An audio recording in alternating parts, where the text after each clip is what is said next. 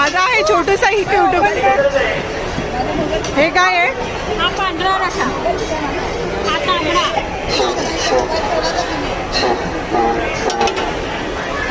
आणि हा gravy chicken. Gravy chicken. ते मटण. हे दाखवा. हे मटन